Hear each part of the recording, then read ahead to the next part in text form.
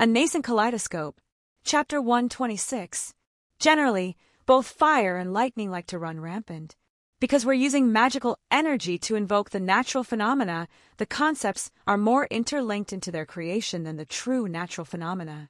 How the elements are perceived is how they will act even in situations where factors may actually limit such things. Like it's extremely hard to ground a bolt of magical lightning, or another example, maybe the lack of oxygen in a room where you create a magical fire.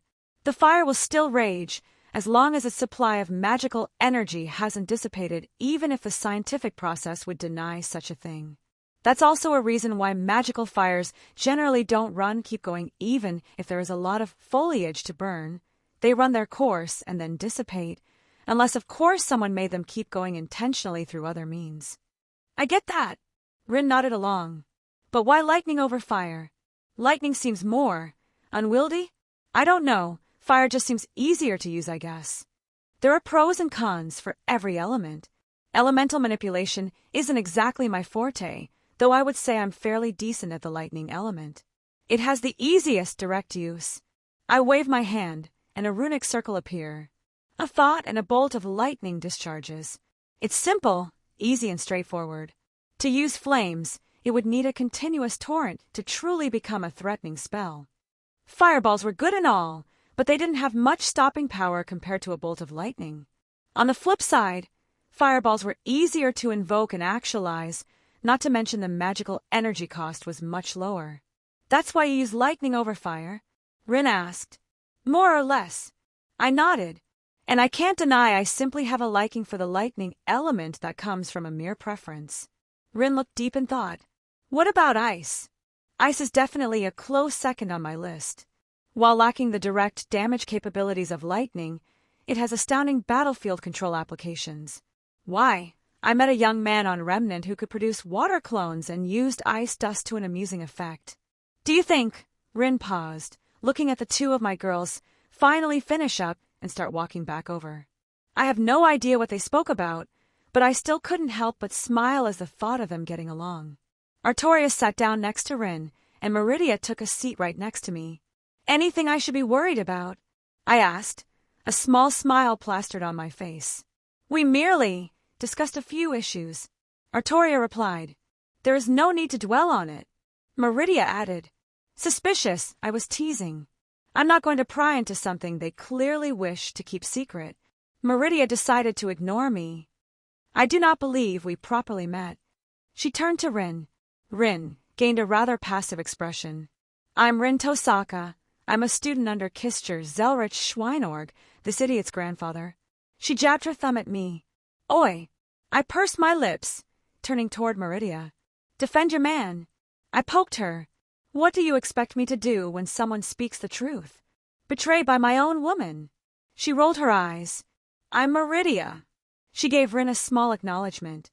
I am this idiot's woman, as he so aptly put it. She said rather drilly. How did that happen? Rin asked. I ask myself that question every passing minute. My charming smile and winning personality. Meridia's lips curled up into a small smile. A few of the words in that sentence are correct. Maybe we need a second opinion. I turned towards Artoria. I was moved by your ability to receive a sufficient beating. Artoria replied, an amused smile on her face as well. Are there proclivities of yours I am unaware of, Wilhelm? Meridia eyed me. Oh, so that's how it's going to be? I moved my hand down and squeezed her thigh under the table. She stiffened, but otherwise didn't react. You just have to ask, and I'm sure you can be intimately familiar with them. Schweinorg, stop perving in public. Rin threw an apple at me. I dodged out of the way, only for it to be caught by a newcomer. I must agree with Miss Tosaka. I turned around to see the Archmage standing there. Actually, the only one who wasn't surprised was Meridia. Lady Meridia. The Archmage lightly bowed. I apologize for interrupting your personal time. Clearly he was choosing his words carefully. Meridia didn't seem annoyed. That was good. Your presence is inconvenient, but not unacceptable. She merely replied, giving him permission to continue. He took the K. Wilhelm, I had received a message from some people I've been corresponding to in Whiterun. Apparently there had been another dragon sighting. They requested an additional relay of resources. I thought since your friend would be involved, perhaps you would like to deliver it. And I'm sure it has nothing to do with the fact that I can get there much quicker than any other people you send." His lips curled up. "Just a nice happenstance." "Well, I did want to see the room again," I admitted, casting a quick gaze around the table. "We will be fine here. Go see your friend." Artoria gave me a smile. "You don't have to babysit us." Rin huffed. "You're going to fight a dragon again." Meridia crossed her arms, giving me a glare. "I promise it won't be like last time." She didn't seem to accept that answer, frowning deeper. "If you go after those spawn of Akatosh, I will be keeping watch." "Well, then I just have to give a good show." I turned back to the Archmage. "What did you mean by supplies?" Was kind of curious what they've been up to. "We've been working overtime to produce potions and other magical reagents to combat these dragon attacks. And we've had a solid supply of food to help out the area that have been hit hard on their farmlands." The Archmage explained. I could more or less read between the lines here. "How thinly are you stretched? How many teachers and students have you seen running around?" He raised an eyebrow. And now that he mentioned it, I didn't see any on the way inside. He didn't want for me to speak and continued. "We keep a certain number of teachers here at all times, unless something drastic occurs. This is a school after all, but we also must do our duty as residents of this fair land."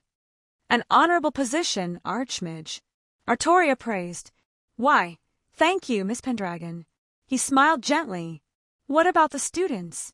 I wasn't going to assume he was throwing them at the front lines. "They make wonderful shields for dragonfire." Artoria almost choked on the food she had stuffed in her mouth when the attention was off her, and I couldn't help but let out a snort. "I jest," the Archmage said with a small chuckle. "We're making sure to keep our students away from battle as much as possible until they are competent enough and old enough to venture out on their own." Artoria gave him a little look, but he just laughed it off. "We've been forced to raise our prices due to the dwindling supply of materials. The budding alchemists and enchanters here are making quite a bit of gold. While not all of them are learned in those particular schools, most of them are more than capable of gathering the materials out in the world while completing some jobs." "How much are they making?" Rin stood up, slamming her hands on the table. "Rin, bring it down like 2 notches. I deadpanned. "Not all of us has a literal mountain of gold, Schweinorg." She huffed. "Well, I can't fault her logic. So, the kids are running around making tons of gold, which is actually helping everyone else to supply the needed materials and get potions and enchantments everywhere they need them." It was surprising how well it all worked out. The Archmage nodded. "Huh. All right, I'll head over there in a bit. I may as well. Just as Rin said, I don't need to babysit them." "Wonderful." He waved her hand, setting down several crates, sacks, and all manner of containers on the ground near us. "If you need anything from me, just call out." He gave one last nod to Meridia before disappearing. "He is bearable, for a mortal," Meridia said idly. "Am I bearable too?" I shot her a smile. "Humph." She crossed her arms. "Perhaps if your hands didn't wander," she said evenly, even as I squeezed her thigh again. "And with that, I'm out." Rin stood up. "If you need me, you know how to get a hold of me, Schweinorg." She grabbed her books and sauntered off. Yeah. I ignored her indignation. She was looking for any reason to head out now that she smelled gold. But maybe I was being a little bit rude with my affection. I'll keep it down a bit when she's around. I don't want to rub it in her face. "Take care of her, Artoria." "Of course." Artoria puffed up her chest. "It is my duty. I guess I'll be off." I gave both of them a look. "So, dare I ask who I kiss first without making it awkward?" We decided that Meridia will be your first." Artoria blushed, looking away. "In situations like these," she added on quietly. "Huh, I guess they just wanted to not step on each other's toes with the little things." "You're my first, huh?" I looked at my goddess. She wasn't as red as Artoria was, but that faint dusting of her cheeks was hard to miss. I leaned in, giving her a kiss. She put some affection into it, but I don't think she was used to other people watching. I think she was slightly embarrassed by this whole thing. Frankly, she was less talkative than I assumed she would be. "Artoria?" I asked, walking around the corner. She held out her arms, apparently more welcoming, and not as shy to the company as Meridia was. I welcomed her unique flavor all the same. I shall make sure our man does not get in over his head. Meridia glanced towards Artoria as we finally separated. Artoria gave a bright smile, a quick nod of thanks as she ran off towards Rin. There was Defentiel, some hidden words traded between them with the gesture. I really wanted to know what they talked about, but I would refrain from imposing. What do you think? I asked her now that we were alone. Artoria is acceptable, she said bluntly, but from her, that was high praise. Slightly, her expression shifted to something softer. She was not deterred by my existence. She was respectful for the sake of being respectful, regardless of my status. It was refreshing to chat with another person who did not put on airs around me, who I did not have to keep up my guard around. I'm glad you two get along. My arms found themselves wrapped around her in a very familiar way at this point. Enough of your nonsense, she huffed. Go deal with your business, and cease your molestation of me. So cute, I chuckled, walking over and sweeping up the supplies and putting them all in my ring. I would want her to meet Jin soon as well, but we weren't really in a relationship the same way, so that probably took less priority in Meridia's eyes. Besides, Jin was probably having the time of her life in the library right now. I pulled out Mirage, the familiar glowing energy wrapped around my blade. Ready to go? Meridia gave me a curt nod. I'm already watching your friend. He has engaged a duo of dragons. Sometimes I forgot how powerful she was, or more so exactly what she was. This her right here, right now, wasn't the only sense of self she was projecting. Honestly, I didn't really care. Call me selfish, but as long as she was mine, that was fine with me. What she was weighed very little on the scale of importance. She cared for me, I cared for her, that's all that truly mattered. I raised an eyebrow. Oh, is he doing okay?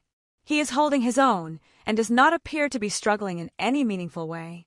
If I had to make a judgment, these two spawn of Akatosh do not seem particularly strong for their race. Are you giving me your blessing to go fight? I asked. You will do so regardless. I may as well inform you of your opponents. She scoffed, but her look betrayed her tone. She was worried about me. Hey! I moved closer, hand rubbing her cheek. I'm not so arrogant to think I can take on the world, but I can handle this. It is not the dragons that I am only worried about. She whispered. I'm confident in running away, if that makes you feel better. Slightly, she muttered, dipping her head, allowing herself to be wrapped by me again. With one last kiss on her forehead, I stepped back. My sword flashed out, creating a portal over towards Whiterun. Getting a glimpse of where I wanted to go, I redirected it a tad closer to my friend. With another look, I nodded at her and walked through. I walked out of my portal, the immediate battle scene greeting my eyes. Well, this doesn't look too fair. How about we even the odds? At Thorum. Will! Thorum, my friend who I hadn't seen in what felt like forever, turned towards me. The battle seemed to pause at my sudden arrival. The two dragons looked at me, strangely. One of them was flapping its wings a bit in the air, the other on the ground, having traded a few blows with Thorum. They looked slightly different from one another. The one in the sky having a slight red sheen to it, wings a little bulkier, whereas the one on the ground had an earthlier color, spikes protruding from its body in more places. I think the only thing stopping Thorum from running over and hugging me was his battle sense. He had definitely gone through some changes. His mere presences screamed more. At this point I was rather adept at feeling draconic power, and he was certainly shining bright. Abomination! The dragon on the ground roared. Usurper! The one in the sky followed. Those are my titles. Drake grumbled, though I just ignored him for now. Well, they don't seem to like me. I chuckled, taking a few steps towards Thorum, since they seemed to want to watch me for the moment. It's been a while, Thorum. Aye, my friend. You've come at the best time. I believe I have a promise to make true on. Thorum laughed heartily, a bold confidence to him that he certainly was lacking in before. I don't think I can actually eat dragon souls. I pointed out. Have you tried? Admittedly, I have not. Do mages not like to experiment? Fuck it, let's see what happens then. I couldn't argue against this logic. Aye, that's the spirit. He laughed again. But, I don't suppose you have an extra weapon on you? He held up a sword that was missing about a foot of blade on it, cracks running down the remainder. I do have many weapons on me, but a thought crossed my mind. I took a look at the dragons who still continued to watch me and Thorum intently, like they were waiting for some big secret to be revealed. Were they waiting for Drake to make an appearance? Doesn't matter. Try this. I took out Graham and tossed it over to him. He tensed up as the blade was produced. Even the dragons looked shocked from out of the corner of my eye. This! He gripped the blade tight. Its baleful red aura flared up, practically surrounding Thorum like it wanted to devour him. I knew it couldn't truly harm him on its own, but I had a theory about it. The red aura raged widely until it finally started to settle down into something resembling compliance. A dragon whose existence means to kill and devour other dragons. I muttered. Of course that sword would find you an acceptable wielder and overlook your dragon nature. Will! He looked towards me. What's going on?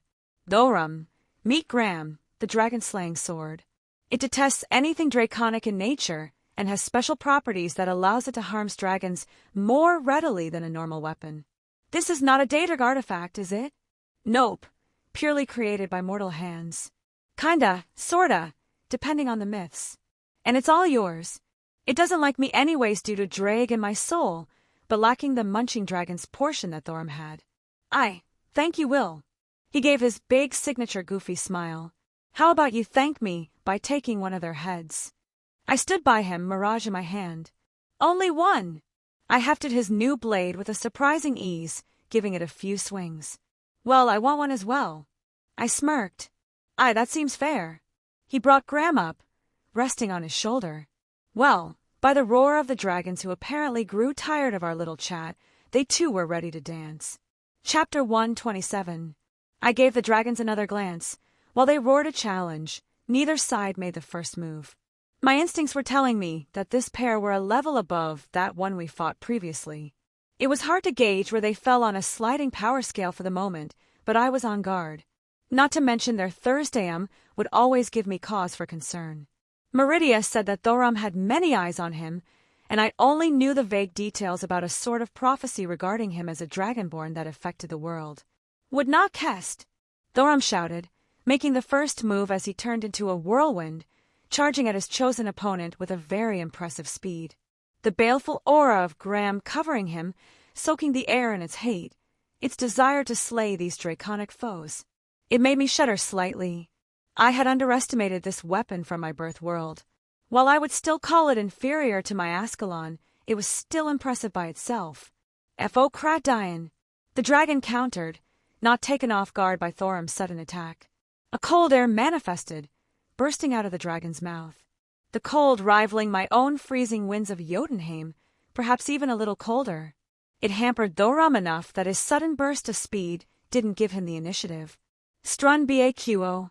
A shout bellowed from above, echoing throughout the area. The sudden shift of weather immediately grabbed my attention as I had to look away from Thorum's fight. My wings burst out from my back, and I shot into the air. Massive bolts of lightning having torn up the spot I was in a moment prior. The lightning weaved around the air, arcing and jolting in every direction as it attempted to connect with me.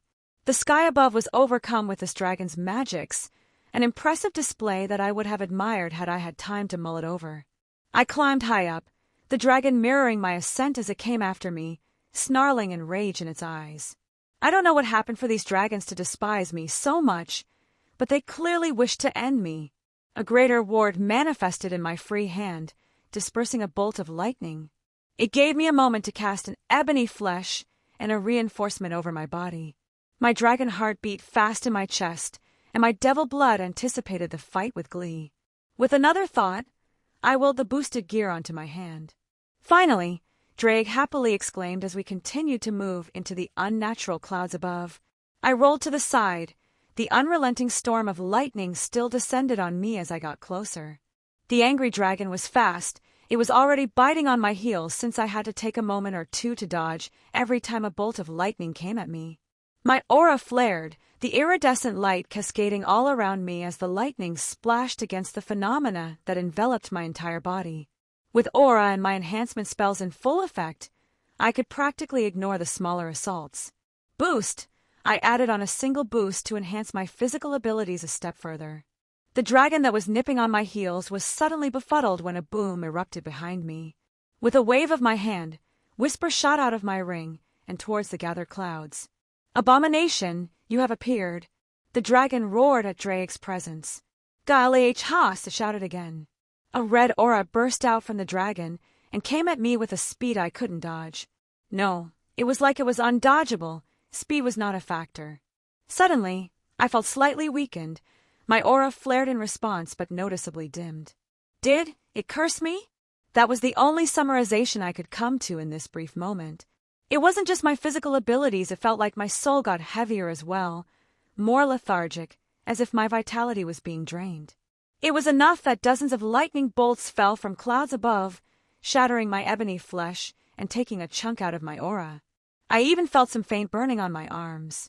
A type of power that bends the will of the world, targeting someone as a curse. Scary. I growled in annoyance. That caught me off guard. I stopped my ascent, turning to face the oncoming dragon. "Boost!" I called out again, letting my physical abilities double once again, regaining some sense of normalcy with this strange magic encompassing me. My swords flashed out, hovering around me and sweeping out at oncoming lightning bolts. This spell, or whatever the dragon used, was coming increasingly annoying. Something I wanted to emulate in the future, but annoying all the same. More shouts left its mouth.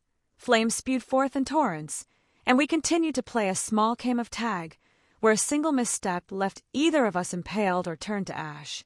It was surprisingly nimble in the air with its body size, and I had to admit it had more experience fighting this way than I did. A mental note to get more flying experience was filed away for later. Letting go of Mirage to hover nearby, Ascalon entered my hand. Sword shining bright, the most recent torrent of fire was slashed through, and I dived towards my airborne foe. "What is that?" It roared in confusion, its face looking a mixture of shock and fear. Ascalon's dragon-slaying properties sang forth in that moment of opening as I stabbed into its open chest. The scales and tough hide were irrelevant as my sword pierced into the dragon. It let out another roar of anger and confusion. Its nearly impenetrable hide by mortal standards had been found wanting with an ease that could cause pause in the strongest dragons. It didn't betray its age nor strength. It recovered quickly, sweeping its entire body in an air, forcing me to either dislodge the blade or abandon it. Pulling my blade free, I ducked back, barely dodging a swipe of its tail as it flipped in the air. An admirable ability to keep its moment and not start hurling down to the ground from such a maneuver. "FUS Row DAH," it bellowed, a shout I was more than familiar with. The force rippled through the air, an invisible shockwave. Perhaps it was my inexperience that left me vulnerable in this position, not having time to move out of the way with its linked attacks. I instead brought my sword up and channeled my magical energy Ascalon, the noble phantasm, the blessed blade by which force is slain. It moved in ways that seemed impossible to counteract this invisible force that pressed on me. The conceptual sword met the world-bending attack, of which could blow away a stone tower with relative ease. I felt a recoil in my arms, a side effect of the ability's nature not being a singular direct attack, but rather an all-encompassing force. But my sword held strong, and my body laid unmolested beside some minor aching. My turn. I grabbed the dragon's attention, its confusion still written on its face, but it was snapped out of its stupor by my words. My arms waved in the air and the clouds above us distorted. They, who had been coalesced out of the intent left behind by the dragon's Thursdayum. They were usurped by me, my whisper returning to my side after the runic spell had actualized. The magics the dragon laid onto the world to force their cohesion was broken apart by me and repurposed for my spell. A familiar silhouette formed of lightning, large hammer in hand as I gestured, and it raised it high in the sky. Thor's hammer. The massive lightning hammer was brought down, dwarfing the figure of the dragon as I moved out of the way at my quickest speed. The lightning crackled, the scales and skin of the dragon charred and burst open at the powerful attack. "Elok VHKOR," it shouted once again, strained and full of pain. As the words left its maw, an invisible force spread out and all the clouds, the lightning, all weathering effects in the area dissipated at an astonishing speed. For as far as I could see, this high up in the air, there were no clouds in the sky, all the way up to the horizon. The dragon began falling backwards towards the ground, its wings not looking too good, but they tried to flap to regain some kind of momentum for continued flight. I shot down, sword nearby. Boost! I called out one last time, colliding with its underbelly. My swords followed suit, impaling themselves on its exposed underside. Wounds littered its tattered hide. Its vibrant red hue was dampened and charred at the high heat and voltage of my lightning. The dragon accelerated to the ground as I jumped off at the last moment. A huge mound of earth displaced and bursting into the surroundings as a new crater was created. I floated down lazily, the dragon still barely moving, twitching, trying to force itself into an upright position. Tenacious if nothing else. I don't think its wings could provide flight anymore. Landing on its underside again, it let out a pained groan. I reached forward, grasping my sword of destruction, and fed it my aura. It erupted in my bloodline ability, my power of destruction, and the dragon began to wither away and dissipate at the point of origin. It failed and roared, but it was on its last legs. While being stronger than that other one, this one didn't seem too impressive by itself. Maybe that's why it joined up with the other to target Thorum. My gut was telling me that this one wasn't indicative of their race's overall strength. Red Dragon Emperor. It roared one final time as my power of destruction took its life. I was slightly surprised it called me by that title, but I could only sigh remembering the conversation with that gray beard from last time I was here. Hee hee hee. It was hard to resist the urge to face palm from Heading Drags giggling. I withdrew my power of destruction with a forceful thought. It was still a little difficult to control, and not always wanted to listen to me when I needed a gentler touch. I didn't wish to start destroying this thing's soul. At the very least, I wanted to help Thorum get a little stronger. I made sure this dragon was dead. Ascalon flashed out and severed its head. The last time did make me a bit cautious in that regard. Never thought I would be using a dragon's head as a seed, but here I was. I got a little comfortable as I watched the end of Thorum's fight. The dragon never took too high off the ground, almost like it was brawling with my friend. Actually, that's exactly how I could describe this fight. Magical brawling. The dragon's tail whipping out, Thorum swinging his sword to cleave chunks out of its skin, only to be caught by the dredges of some dragon fire.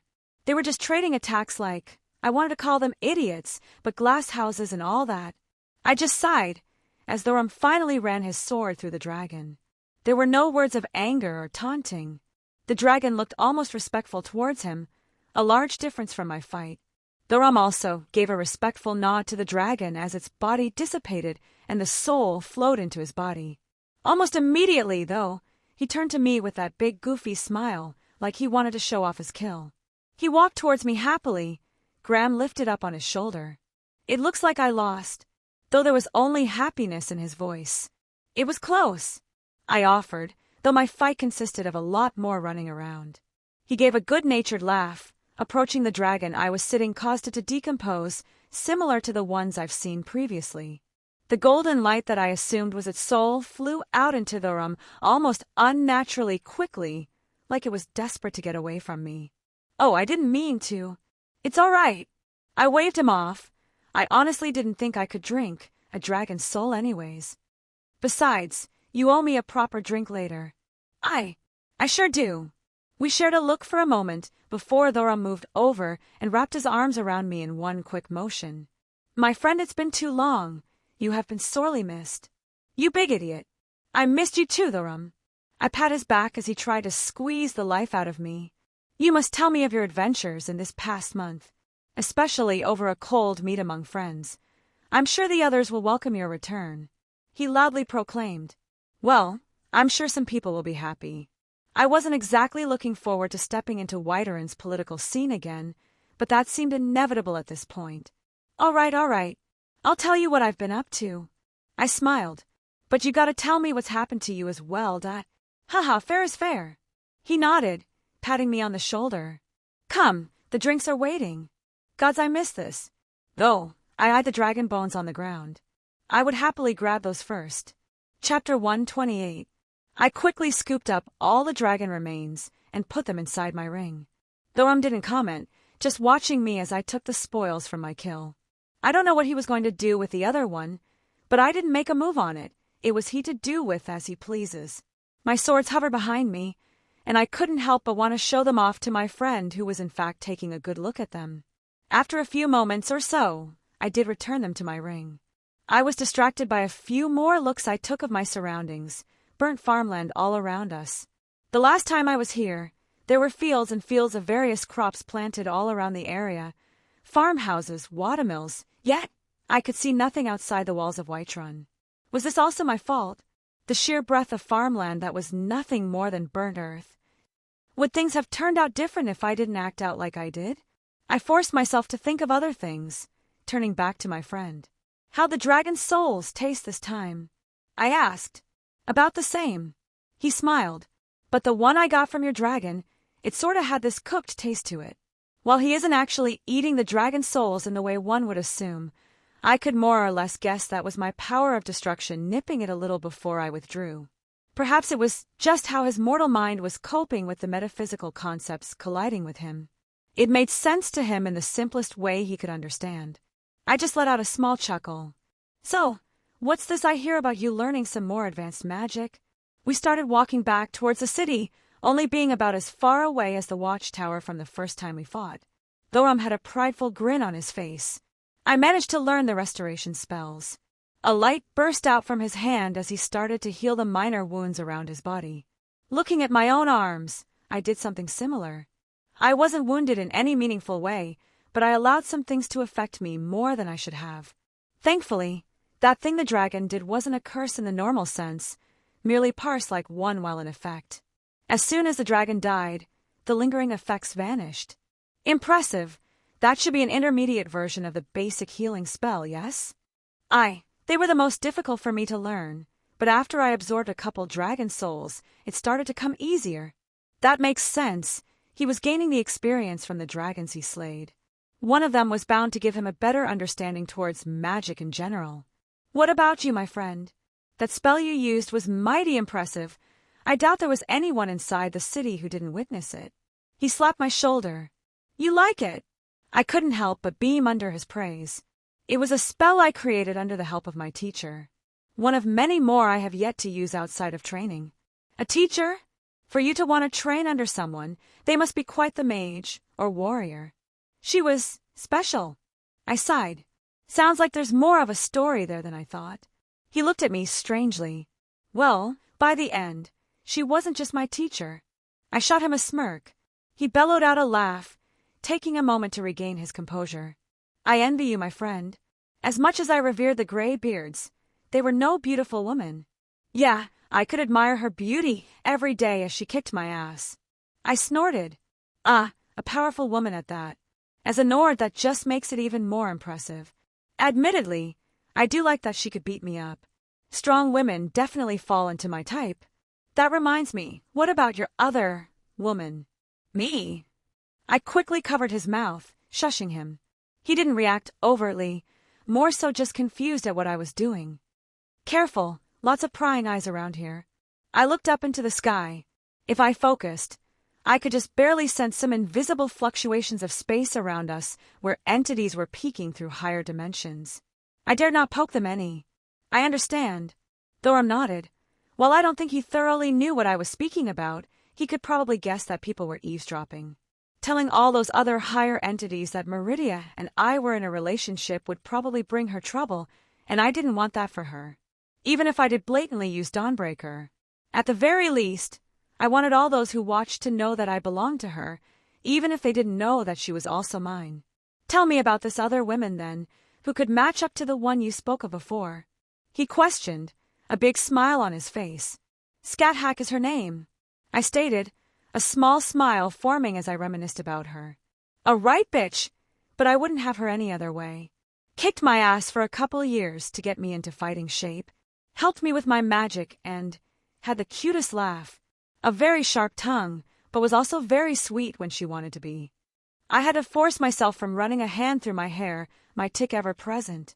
She wielded a spear. Doubt there will ever be a person I meet who could match her in that regard. She sounds like an amazing woman. I would be happy to meet her one day. Thoram nodded along at my explanation. And what do you mean, years? You were gone a month. Was she your teacher before? Well, that's a bit hard to explain. Time is relative. I paused for a moment considering how to explain this, but decided to give up. I'll give a better explanation later. This would be a whole other conversation to have. Unfortunately, she's preoccupied for now, but in the future I'll definitely bring her around here. I have no doubt you'll get along well with her. Hell, she could drink everyone at the companions under the table. He didn't seem to at all dwell on my dismissal of his question. Oh, those are some strong words there, my friend. I will put money on it. He let out a big laugh. We will have to see then. He clearly took it as a challenge. In the meantime, how about I introduce you to my other woman when she has some free time? The corners of my lips curled up at his confused expression. My friend, just how many women do you have? 4. I laughed. 4. He looked at me in shock. That deserves many drinks. He shook his head in exasperation. And they are all aware of each other? Of course. Do you think I would play around with them like that? I did not mean to imply anything. I know you are honorable and would not take advantage of their hearts in such a way. Thoram hastily replied. But 4. You must teach me this magic. The magic of being handsome. I flashed him a cheeky smile. Being handsome is it? He grabbed me and got me into a headlock. Are you saying I am not handsome? Shall we go ask the fair maidens in the local tavern who is better looking? No way. My girl would have my height if I did something like that. I squirmed under his grip. Meridia would definitely be upset if I did something as provocative as that. I will take this as you admitting defeat then, Thoram said triumphantly. But tell me of these others. Who else had managed to catch your eye? Artoria is wonderful. I couldn't help but smile. Strong, honorable, a knight. If Scathach could drink us all under the able, Artoria could do the same with food. I let out a chuckle. She's also very kind and gentle, always willing to help people in need. Jin is difficult to describe, but I wouldn't trade her for the world. She's the mage type, likes to keep her head buried in books. She's a bit mischievous, likes to tease, or generally just have conversations. She's adventurous, willing to try almost any new thing. But you'll be able to see that for yourself soon. They sound like good women as well. I continue envy you. He slapped my shoulder again. You say they here as well? Yeah, they're currently at the college. My grandfather's student is here too, Rin. She's like a sister to me, and I wanted her to get some experience outside of her workshop. Another mage type? I can't wait to meet them. Thoram gave his big goofy smile. What about you? How many women did the Dragonborn manage to woo? I raised an eyebrow. He coughed awkwardly, and I couldn't help but laugh at the way he got flustered. I may have spent a night or two with a woman, but nothing beyond that. There's no way I'm just leaving it at that. Give me more details. Oh, we're back. Thoram changed the subject. You're not getting out of this that easily. I pursed my lips, but I would allow him his respite. He was clearly embarrassed in some capacity, so I wouldn't bring it up in public. Dragonborn. Several voices shouted out as we approached the gates, but one carried a bit more. A guard walked forward, greeting us. Thank you again for dealing with the dragons. He turned to me. And welcome back to Whiterun, Red Dragon Emperor. What? I couldn't help but blurt out. Did I say something wrong? The guard looked at me in confusion. Why did you call me Red Dragon Emperor? Did you not know, my friend? That's the name everyone has taken to calling you. Thoram laughed. I just blinked at his words. How? Why? I mean, it was technically correct. But how did even the people here start calling me that? Ever since the dragons started showing up and calling for the Dragonborn and the Red Dragon Emperor. The guard replied. Folks have just started calling you that since most don't know your name. That's fair, I suppose. Rin is going to make fun of me for this. I have decided Skyrim is a beautiful land and you will cherish it. Thanks for your input, Drake. The Jarl called for the Dragonborn once the fight finished. I believe he would wish to speak with you as well. The armored man stated, giving me a look that basically told me to follow Thoram. That's fine. I was here to drop off supplies from the college anyways. Blah, didn't want to deal with the Jarl any more than I had to. I could probably use the college as a shield if he tried to rope me into anything, though. I took a look around the fortifications. There were many armed guards manning the walls, bows and arrows ready for an emergency, but it looked like they were placing quite a bit of trust on Thoram to have handled the dragons. Well, from what I've been told so far, he's been doing a great job of it. Out of the corner of my eyes, I think I spotted a few mages walking around with the guards as well. They stood out due to their different preferences in clothing and defensive wear. Where did the mages come from? I asked Thorum as we continued on our way. I thought you came from the college. He looked at me. We had some mages from there come aid us. Most cities receive support from the college. The Archmage did mention something about that. I rubbed my chin. I guess just seeing them not being so blatantly despised threw me off. These dragons have forced many people to come together in these troubling times. Even the Stormcloaks have been working alongside other races in their defense of Skyrim. Stormcloaks, haven't thought of them since our first meeting. I sighed, remembering how I first came to Skyrim. How odd it is to think of being bound and headed for the block as simpler times. Thorum snorted. Not just dragons, there had been whispers of vampires making more appearances in the east. Mostly just talk in the taverns, but the Jarl hasn't denied them even after they're on everyone's lips, so most people are taking them as fact. Vampires, huh? I briefly thought about what I knew of the vampires here. Nasty bunch. Right they are. Never heard nothing good said about a vampire, but I hope they're just rumors. People don't need to be worried about their neighbors being monsters. Thorum sighed. That would just add more onto this already depressing situation. I decided to shift the subject away from them for now. Feels like a lifetime ago when we first met on that card. I muttered, How have things been, Thorum? I only asked him a question or two, but I still don't know how exactly he's been holding up. Surviving. He had a calm smile on his face. The companions are still going. A few more members have been lost here or there, but they've picked up on recruitment though. We approached the Jarl's Hall, guards respectfully ushering us forward. I guess we can talk about the big stuff later. I mused, admiring the familiar building. I still had a lot of questions. How his training went, what he's been up to in more detail, his previous fights, what magics he's learned. But those would be best left for when we can talk over some drinks. Big stuff? Should I be prepared for more women you haven't told me about? He gave a good-natured laugh. I cleared my throat awkwardly. About that? His laughing stopped and he stared at me. You, my friend, are an admirable man. He clasped my shoulders. At least I shan't be surprised anymore at this point. Did I mention I have a daughter now? His reaction did give me a genuine smile. Chapter 129. We drew the attention of the entire hall as we walked in without anyone even announcing our presences. At this point, I think everyone was familiar with Thorum, but I had been absent for about a month, so I had quite a few eyes on me. Well, there were also a few people giving Thorum's new sword a look over. I couldn't blame them. It had a baleful red hue that was hard to miss.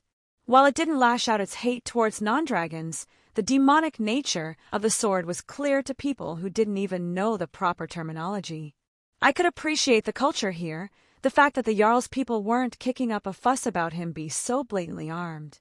A warrior culture. The Jarl held up his hand to his advisor who was whispering in his ear, sitting up straighter on his throne. Thorum, I hope you bring good tidings. My Jarl. The dragons have been slain.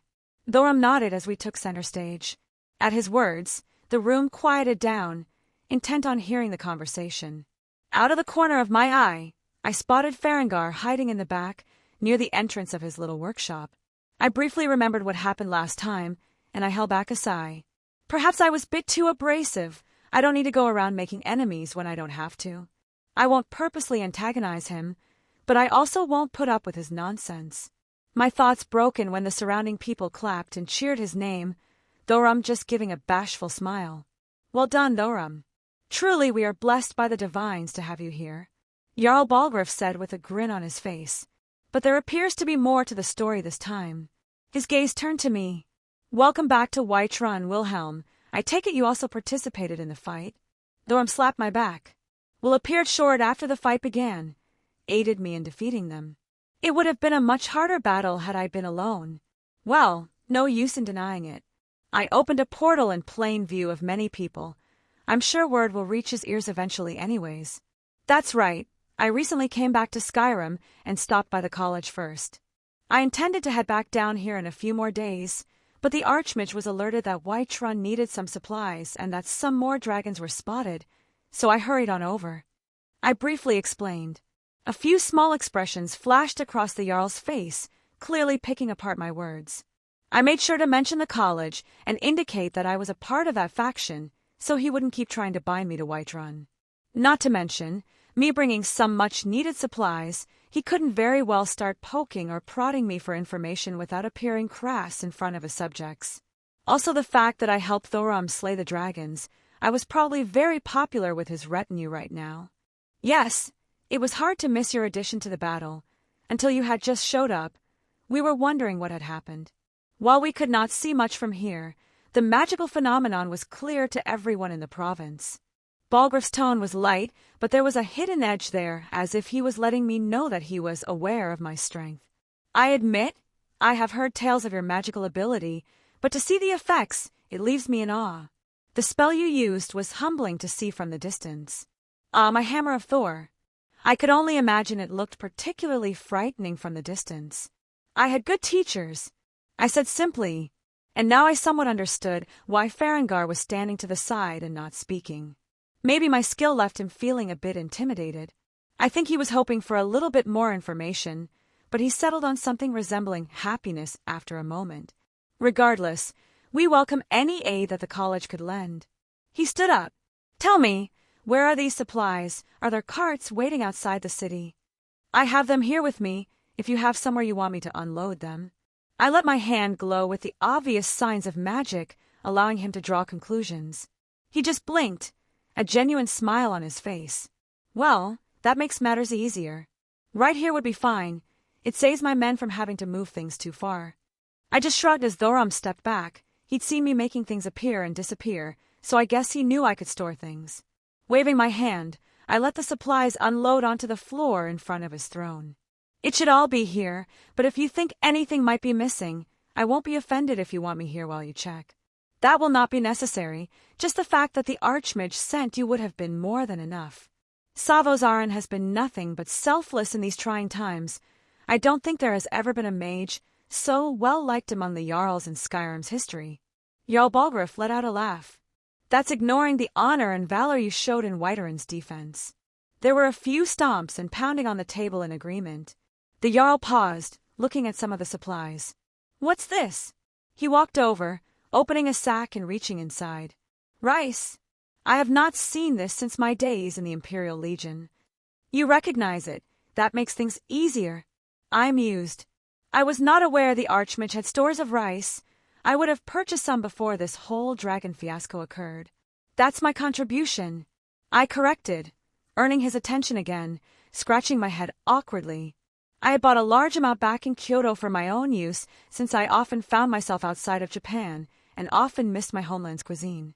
I saw the damage outside the walls and wanted to lend a hand. Honestly, I didn't dislike the Jarl. I understood his position, even if I had to take steps to avoid his authority.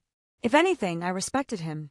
He didn't abuse his position and try to force me when I showed clear displeasure at certain things. He seemed like an honorable and realistic man. Perhaps I felt a little guilty as well. If I could alleviate some of the city's pressure for food needs, I wouldn't mind lending a hand.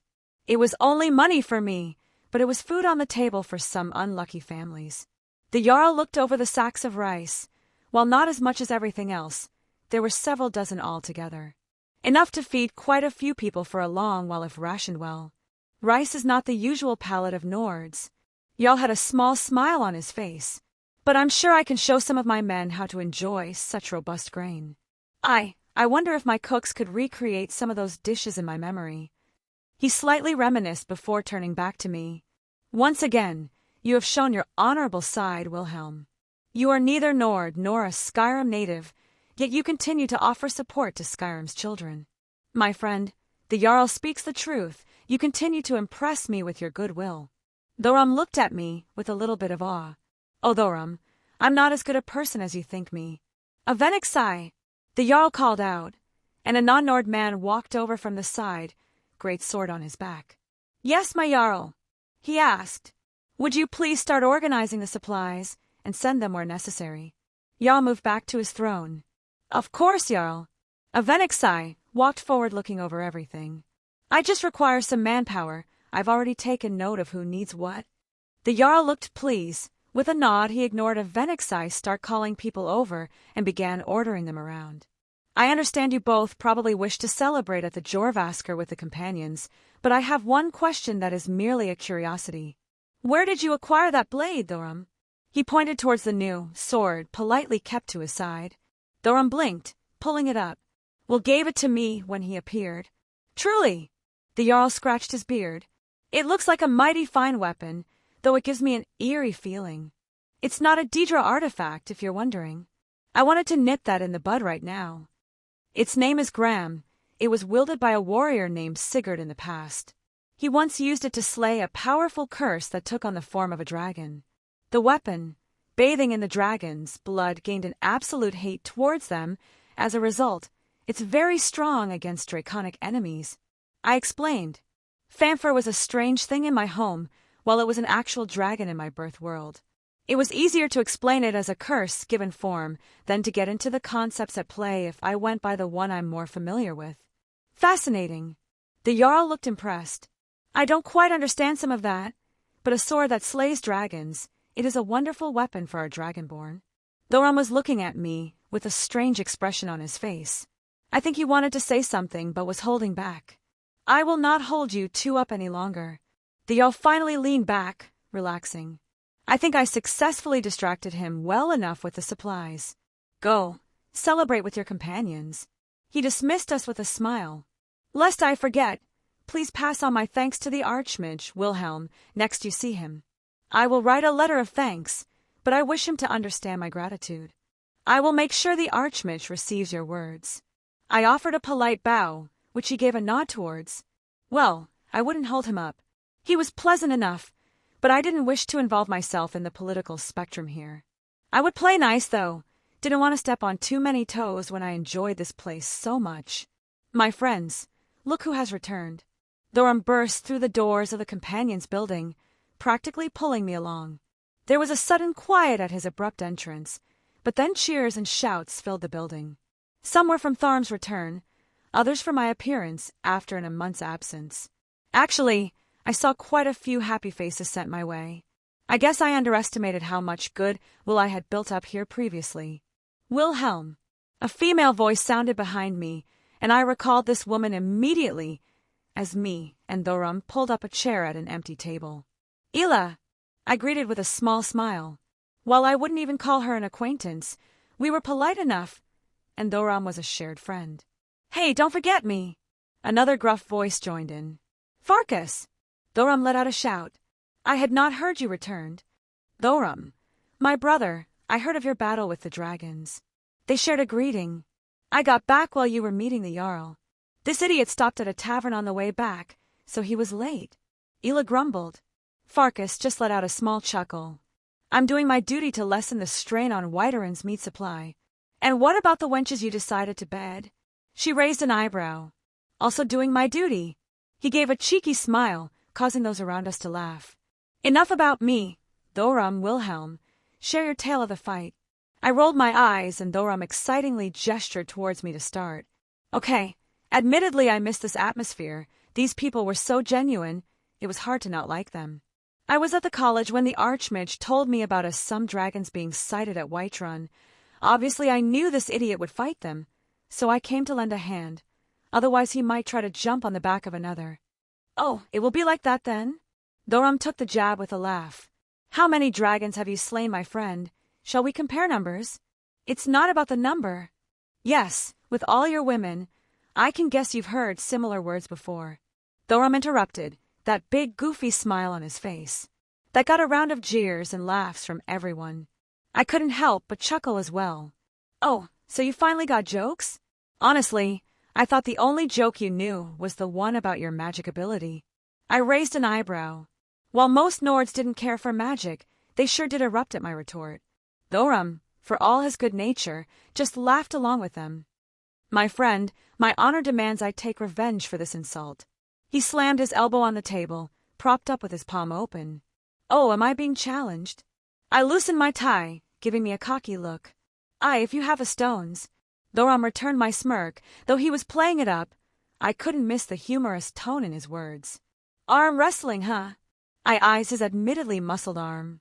No one would fault you for backing down, Wilhelm. This is a true Nord strength right here. He slapped his bicep, earning a whoop from the crowd. I feel like I'm being looked down on.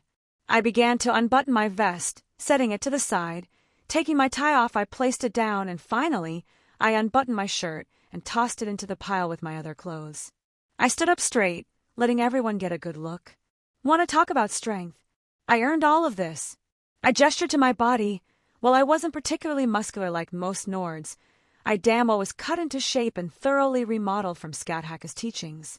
I was leaner, perhaps closer to a swimmer's build, but I was not at all scrawny. That got a reaction from our crowd. Didn't think you were hiding something like that under there, mage boy. Ela gave me a once-over, a clear bit of interest in what she saw. You should see what I'm hiding under my pants. I sent her a wink, earning a snort and laugh from her. You're all right, milk drinker. She finally gave a genuine smile. Well, my friend, you continue to impress me. Thoram commented. I just realized, was Meridia still watching? I'm definitely going to tease her with this later on. As you should be. I put on my best faux arrogance. So what are the rules? I got this. Farkas stepped forward, hushing the crowd. For those not familiar, the rules are simple. No outside help, no magic, no potions. We rely on physical strength. Loser buys a round of drinks for everyone. Do you guys pay for drinks here? I blinked in confusion. We have to restock somehow. He shrugged. Made sense. Well, Dragonborn ready to lose. I put my arm on the table, clasping it to his own. Red Dragon Emperor, it will be you losing. He returned my little taunt with a smile. Farkas placed his hands over ours. He let go, taking a step back. Immediately we began pushing in opposite directions, trying to force the other's hand down. My eyes widened as I felt his physical strength for the first time. Damn, how many dragons did you eat, fatty? I grit out, feeling my muscles bulge under the strain. He looked a lot more relaxed, but I could still feel the tension from his end. Enough to take a mage or two down.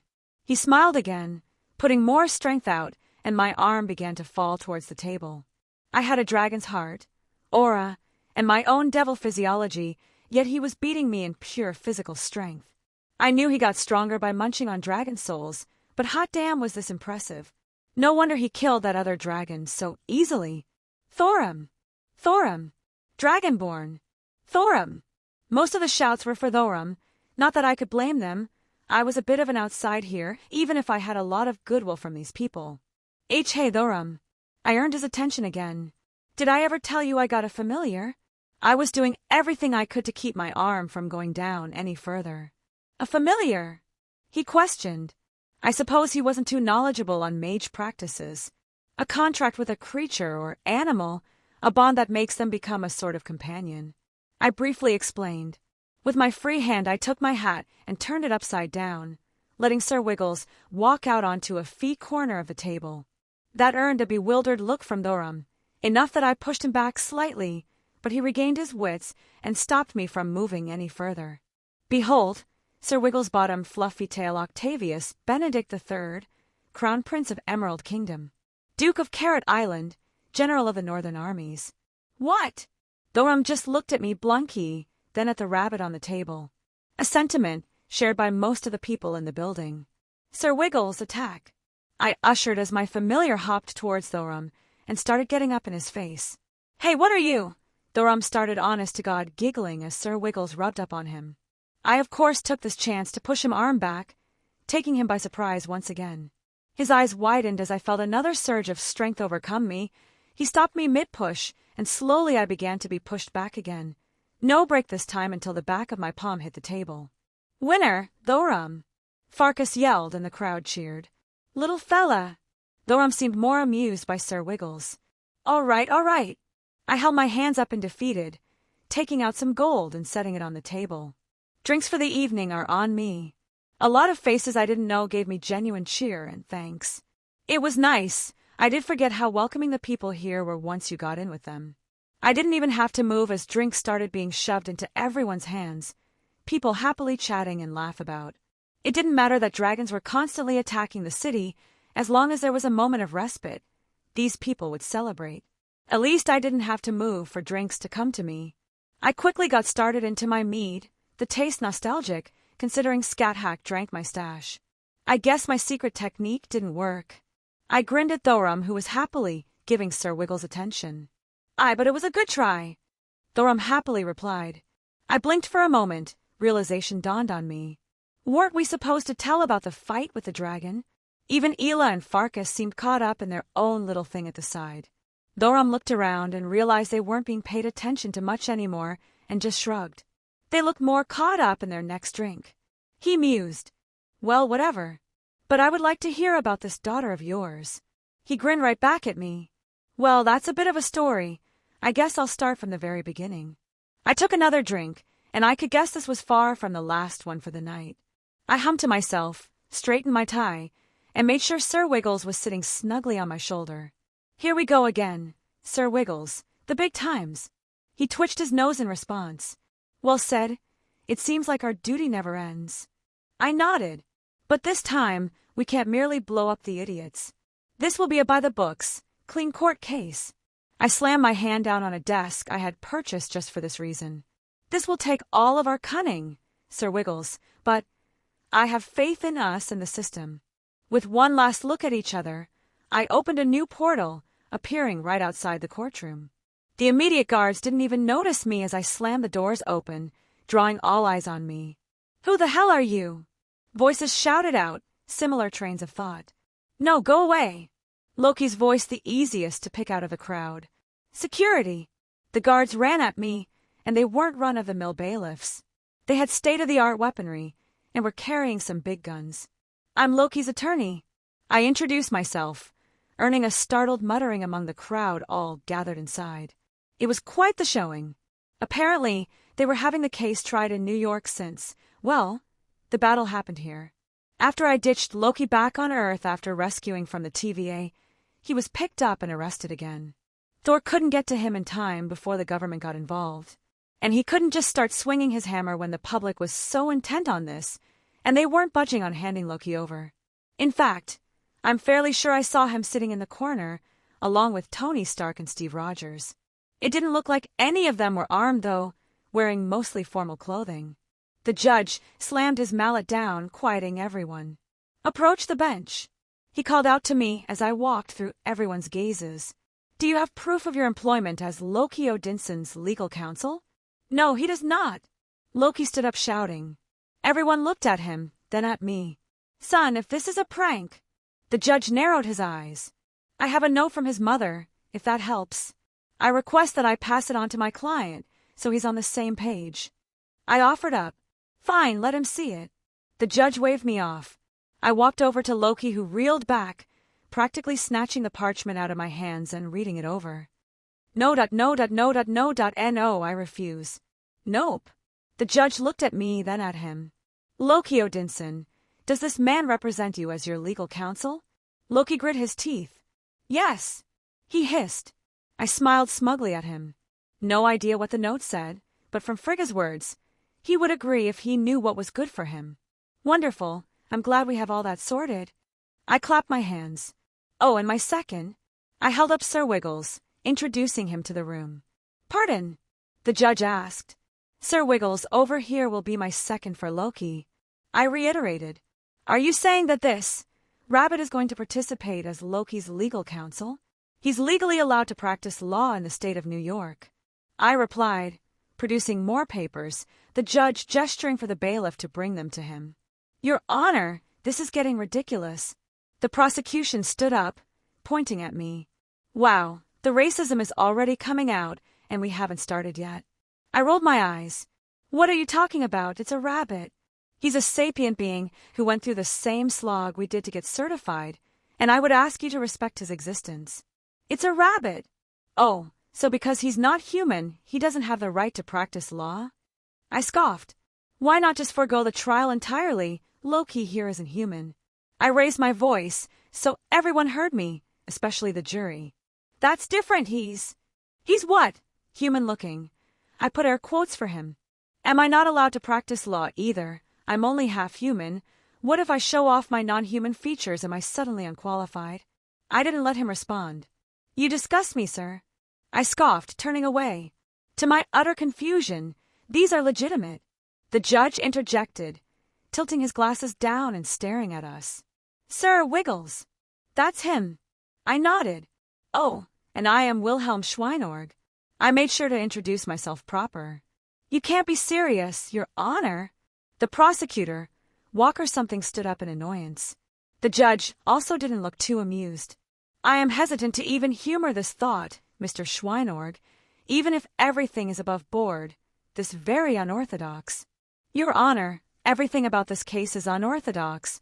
We have a Norse god from another planet being tried for an alien invasion of New York," I stated.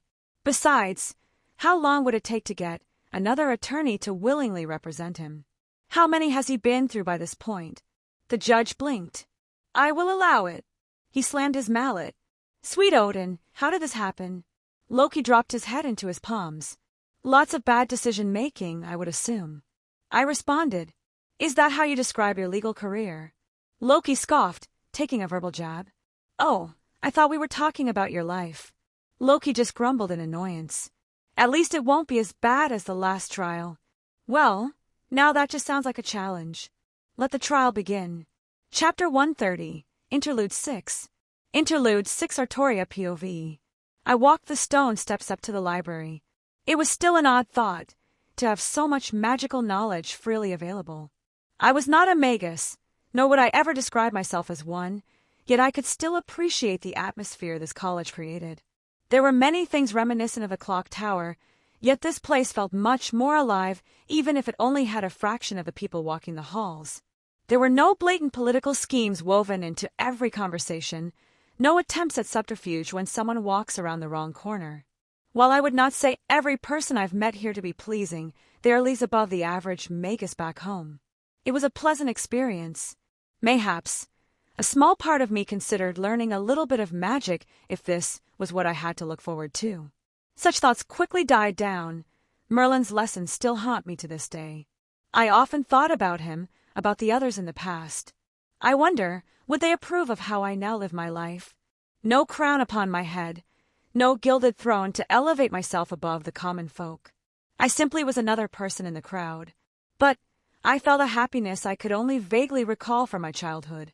Mayhaps it was not merely happiness, it was that I felt content, that I enjoyed my life and was free from those harsh burdens. My duty to Rin still remained, yet I was almost free to do what I wished, to pursue any whimsy that came to the forefront of my mind. Well, most of my time was spent with Rin. She is my closest friend, and some I trust absolutely. The Wizard Marshal has also been very welcoming, and I feel comfortable in his presence. Not to mention I have recently made a new friend in Izanami, something I had never expected I would ever utter. I couldn't help but furrow my brow when I recalled that I had yet to tell Wilhelm of my time with Izzy when he was away. Lord Zelretch being kind enough to allow me to visit her. She had been teaching me about all the wondrous technology of their era, something we would be discovering in a few decades. Then there is Wilhelm. I could still feel my cheeks heat up and my heart beat a little faster when his face appears in my mind. That night we spent together, feeling of his gentle touch on my skin. The way he looked at me, so hungrily, still sends shudders down my spine. I do not know if I would have been able to resist him had he tried to be more assertive. But he never crossed the lines I did not wish to just yet, and this warmness in my chest still persists from that night. The way he can just turn me into a stuttering, foolish girl with but a few words. Yet, I look forward to it all the same. Was this what Kay always spoke of? Was this love? I shook my head, dismissing the thought and doing my best to rid my cheeks of this pink tint. Pushing the nearby door open, I was welcomed with rows upon rows of bookshelves, filled to the brim and overflowing onto the tables and ground. Stacks and stacks books in every direction. My eyes only wandered a moment before finding the target of my search, the very distinct blue-colored skin of the women I was looking for. Artoria! Jin happily greeted me, setting down several books in her hands. Hello, Jin, I replied courteously.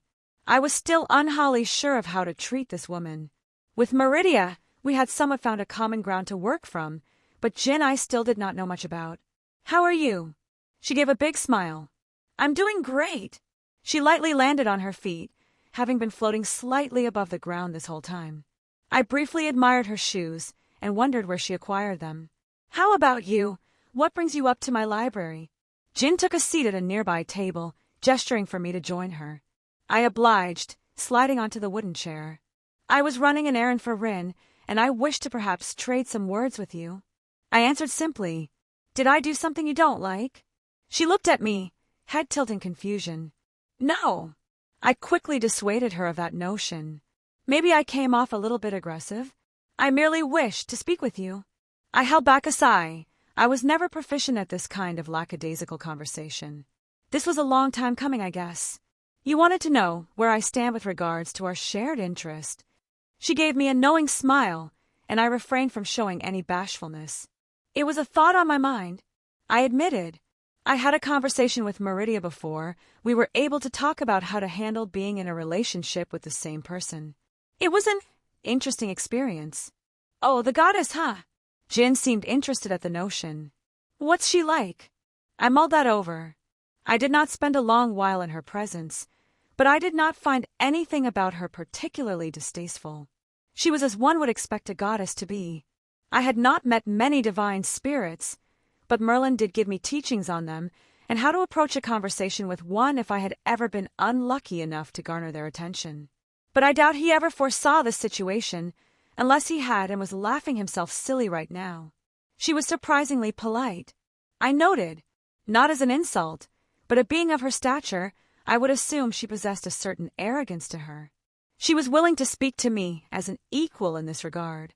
While blunt with her questions and own wants, she did not come off as mean.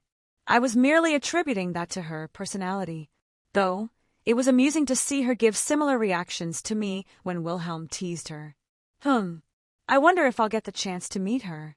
Such an enigma, these foreign gods, how much they must know. Jin seemed enthused by the idea. I would assume she will appear before you at some point. The only reason she departed so quickly before was that Wilhelm had some immediate business to attend to, and she wished to watch over him. I gave her a brief explanation of what occurred. Watch over him, or make sure no more sisters are added to our little group. She raised an eyebrow. Sisters, I whispered to myself, earning a small giggle from Jin. It was an appropriate term, considering I was now a part of a harem. Another thought I never believed I would have in my life. But once again, I find myself not opposed to the arrangement. Unfortunately, I fear that will be an endeavor destined to fail. Don't I know it? Jin giggled again. He did tell me all about the women in his life, or supposedly he did. I wonder, did he leave out any little details? Meridia, scat hack, you and me. I stared off for a moment, thinking it through. It is likely another will end up in this grouping before long. Has he mentioned his daughter yet? Oh yes, he would not stop talking about his cute little fox. Jin smiled pleasantly. I assume you are referring to her mother? Misaka. She is a very attractive woman. I said plainly, big on both ends. Jin gestured to her chest, but I could assume her intent. That is not inaccurate. I held back a small laugh at her response. Yasaka is a very voluptuous woman. Well, he doesn't seem to be the type to be led around purely by a big chest or a big rear. Jin didn't seem worried. Well, he seems content with me. I said quietly, Oh, sweetie. Jin looked at me with a strange mix of pity and sympathy. You know damn well he wants you just as much as any of us. Yes, he has made that abundantly clear. I refused to believe my cheeks were red once again. Oh my, Jin cooed. Sounds like someone had a little fun. Should I ask about his size? She gave a lascivious smile. We did not go that far. I muttered, regaining my steady fa. What a shame. She sighed. But I did see him in his undercloth, I added lightly. I may have noticed a certain part of him pushing against the fabric. Oh how? Jin let out a small laugh. How did it look? I did not know they could be that large. Well, maybe I have something to look forward to. Her voice full of anticipation. If he ever accepts my advances. Your advances? I questioned her. Have you tried to? Did he not tell you what I proposed to him when we first met? She asked, earning a headshake from me. I told him I would be his, with everything that entails.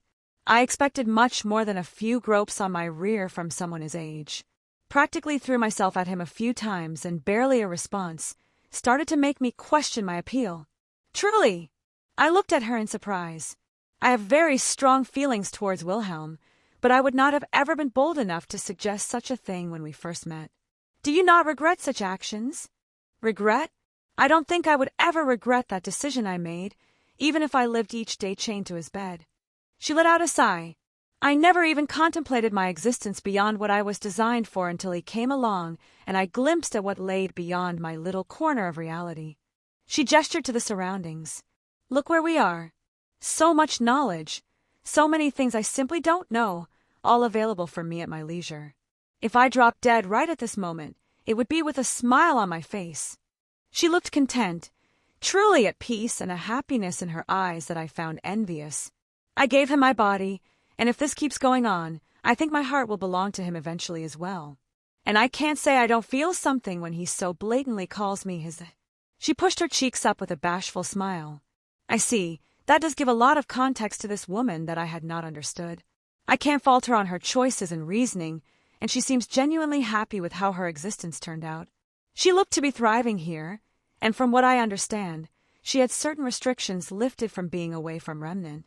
I was glad she found her happiness so easily. But I think I'm rambling, something I seem to enjoy doing now. She gave a wistful smile. I don't think you came here to hear about all of that. What did you need? I did intend to come and share some word with you, but I did have another matter that required me to come to the library. You are so cute. I can see how Wilhelm fell for you, she chuckled. What do you need, Artoria? I mumbled under my breath, reaching into my bag and taking out a sheet of paper. Rin asked me to find these books if you possess them here. She reached over, reading from the parchment. That's easy. She waved her hand and books flew out from all over the library, landing on the table. This should be all of them, except I changed the introduction to alchemic practices to a beginner's guide to alchemy. The latter has a more thorough explanation on the basics. The former assumes you're familiar with the basic concept and considering where we came from. I see. Thank you very much, Jin. I gave my heartfelt thanks. Oh, think nothing of it. I enjoyed talking with you. I hope we can do it again sometime. She beamed, and I recall that such a thing was very uncommon for her. I made a mental note to also come to her more in the future. I would like that very much. Mayhaps along with Rin we can have one of those girl nights out she speaks of. Jin blinked, a big smile growing on her face. That sounds very enjoyable. Do you think Rin would bring her artifact with her as well? Artifact? I questioned, before realization dawned on me. I had forgotten about Ruby. I think Rin can be convinced to let her out for a bit. Yes, I believe Ruby and Jin would get along well. I walked out of the main hall, the Arcaneum as it is called. The cold air greeted me immediately, but the spells woven over the school made them bearable to the mundane person walking around the courtyard. The amount of magic this college had in every corner, it would never cease to amaze me. Instead of light fixtures or candles, there were magic spells that lit up the area. Candlelight spell, I believe it's called. A glowing orb of light that floated in a spot. Not to mention the spells that prevented people from jumping off the balconies, that kept the temperature moderate, and a plethora of other uses that I hadn't bothered to investigate. There was no doubt in my mind that this building was filled with defensive and offensive measures woven into the very foundation. One thing that grabbed my attention over all of that was the large statue of a hooded silhouette standing before a font of mana, or magica as they called it here. It was palpable to the point there was a pillar of it that rose to the sky, visible without any auxiliary means. What do you mean add more fire? That doesn't make sense. What concepts are added to the actualization of the spell? Am I supposed to focus on the combustion, or is the chemical makeup of fire more important? I turned to see Rin arguing with a cat person. No, that wasn't correct, and I felt a bit embarrassed for even thinking of this person in such a way. His species was called Cagiate. Jargo doesn't understand what you speak of. To make fire spell better, just add more fire. I did not know what I had walked into, but he demonstrated by throwing an impressive fireball into the air, letting it explode high above. That doesn't make any sense. How does adding fire make the fire better? Rin looked like she was going to pull her hair out. Jargo thinks you should practice the basics again. Rin audible twitched at his comment. I can only assume this conversation had been going back and forth for a while now. All right, Jargo. I believe your teasing has gone on long enough. Miss Tosoka may show you what adding more fire to the fire will actually do if you push her any more. Once again, I was surprised at the sudden appearance of the Archmage, merely stepping into the courtyard from another place. Rin looked at him in a bit of shock and confusion, then back to this Jargo. You what? She narrowed her eyes. The Cagiate let out a small laugh. Jargo apologizes. It is tradition to haze new student. Jargo finally had his own turn after being teased when he first entered. Jargo will answer your question truthful. Miss Tosaka is focusing too much on final result of the spell. Jargo thinks you should focus more on the initial casting. Initial casting? Rin muttered. You mean the structure I used to formulate the spell was flawed? Rin seemed to be lost in her own world again for a moment. Got it! She waved her hand and shot a fireball up into the sky, mirroring the Cagiate's own as it exploded. Well done, Miss Tosaka. The Archmage praised. You! Rin turned around, pointing at the Cagiate. You were teasing me by telling me the truth. Add more fire, she scoffed. I wasn't using enough magical energy aligned with the fire element, opting for something more neutral, since I was more used to that. Jargo does not know what you speak of. He smiled wistfully. I'm watching you, kitty cat. She pursed her lips, earning another small chuckle from Jargo. Jargo looks forward to learning with you. Jargo is envious of your talent. It took Jargo a month to learn that spell, and Miss Tosaka learned it in a few hours. Jargo hopes that he will be able to learn the secrets of your success. Wait, are you telling me you want to steal my secrets right to my face? Rin looked at him oddly. Jargo does not steal. Jargo will watch, learn, and acquire by skill. Rin didn't seem to know how to process that information. I think she was too used to all the subterfuge and backstabbing in the clock tower. Someone blatantly saying they were going to try and learn from her success was probably something entirely new to her. You know what? All right. She tossed her hair back. Let's see if you can keep up. Jargo has taken that as a challenge. He hopes you will be prepared, for Jargo is also a genius. Rin let out a genuine laugh. The Archmage cleared his throat, grabbing their attention. I am sorry to interrupt, but I have your documents ready and the supplies you requested, Jargo. The Archmage held out a satchel to the Cagiate. Oh, Jargo is excited. He will depart tomorrow morning and return in a week's time with a successful mission. I have no doubt. The Archmage nodded with a small smile as they all watched the young Cagiate hastily make for the common rooms. Lucky, Rin muttered under her breath as I approached them. Saber. I'm back, Rin. I have the books you requested. Jin was a big help. I gave her a smile. And greetings, Archmage. Miss Pendragon. He nodded back. Yes, Jin has been a wonderful addition to the staff. Why, Ureg actually praised her when we had a meeting earlier. Never once have I ever had that old orc say anything nice like that about another person in my life. The Archmage chuckled. But I digress. I did not appear here to talk about Miss Jin's wonderful performance. He produced a piece of parchment in his hand, and with what looked like a necklace. I have heard you were looking for a job to take, but none of them caught your interest. Rin blinked for a moment, hesitantly taking the document, giving it a once-over. A field research job? Indeed. The Archmage nodded. It was actually Wilhelm who brought this little trinket back, or rather, he unearthed it in a rather explosive manner. Are you being literal? Very. The Archmage deadpanned. That sounds like him. Rin snorted. So what do you need done? Well, this amulet apparently comes in 3 parts from what we could dig up in a few tomes. Supposedly it should be fairly powerful when put back together. And you want us to go get the pieces and bring them back to you? Rin asked. Oh, well, I don't care too much for the amulet itself. I was more interested in the ancient knowledge found in a company of this thing. Again, Rin seemed a bit flabbergasted. You don't care about the supposedly powerful amulet? Well, my interest is piqued. I wouldn't mind taking a look at it. He admitted. But I have no desire to make it mine, if that's what you're asking. If you take the job, there will be no payment in monetary value, but the amulet would be yours to keep, along with what wealth you can dig up during your trip. All I ask for is things of historic value to be given to the college. Rin's jaw hung open for several moments before she regained her wits.